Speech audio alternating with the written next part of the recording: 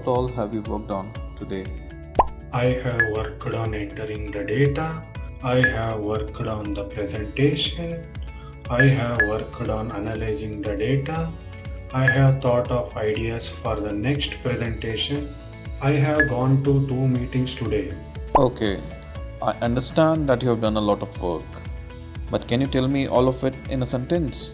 I don't have enough time to listen an entire paragraph. Has this ever happened to you? क्या ये आप लोगों के साथ हुआ है? I am sure हम सबके साथ होता है। आई सीखे जब आपका बॉस पूछे या इंटरव्यूअर पूछे कैसे एक लाइन में जवाब दे, क्रिस्प और शॉर्ट और सारी इंफॉर्मेशन दें। इसे कहते हैं हम एक प्रोफेशनल लैंग्वेज सीखना।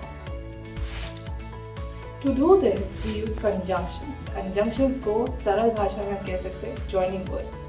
जॉइनिंग वर्ड्स क्यों? क्योंकि ये दो सेंटेंस को जोड़ देता है। हिंदी में भी हम तो यूज करते हैं, कहते हैं और, लेकिन, मगर, अगर। वैसे ही अंग्रेजी में भी ये शब्द होते हैं। जब आप दो सिमिलर चीजों के बारे में बात कर रहे हैं तो आप कहेंगे I like this blue pen and that black pen. आप इजीली ये भी बोल सकते हो I like blue and black both.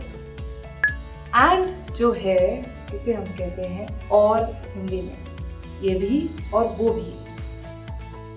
Conjunction का सबसे बड़ा उपयोग है कि आपको शब्द कम यूज करने पड़ते हैं।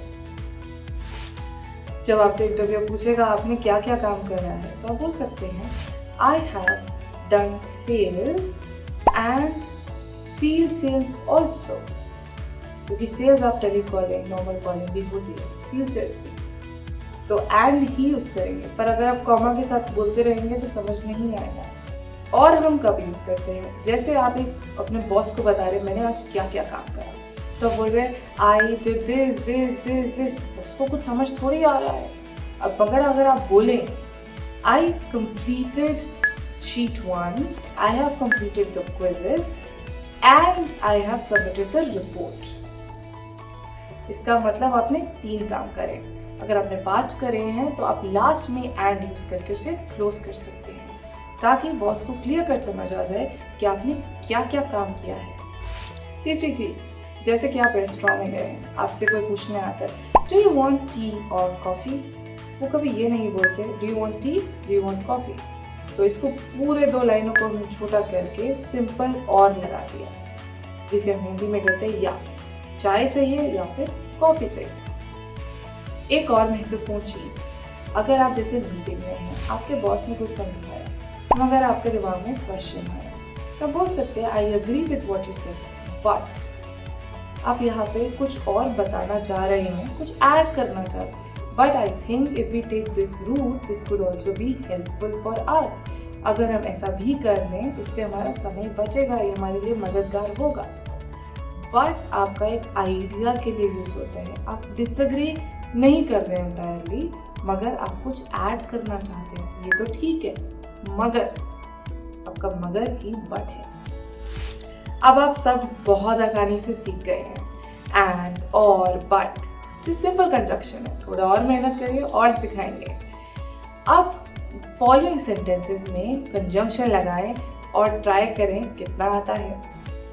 To make roti you need flour, water, dash, salt. Correct, and salt. I like how this restaurant looks, dash, not the food. Correct, but not the food.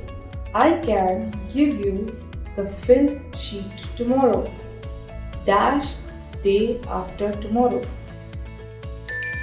Correct, all day after tomorrow. I am sure आपको इसको सीखने में मजा आया होगा और आपको ये भी पता चला होगा कितने लोग बोर हुए इतनी लंबी लंबी लाइनें सुन के। इसलिए इन शब्दों का प्रयोग करें, कम शब्दों में ज़्यादा बताएं। Keep watching, keep having fun. Will come with next module. Thank you.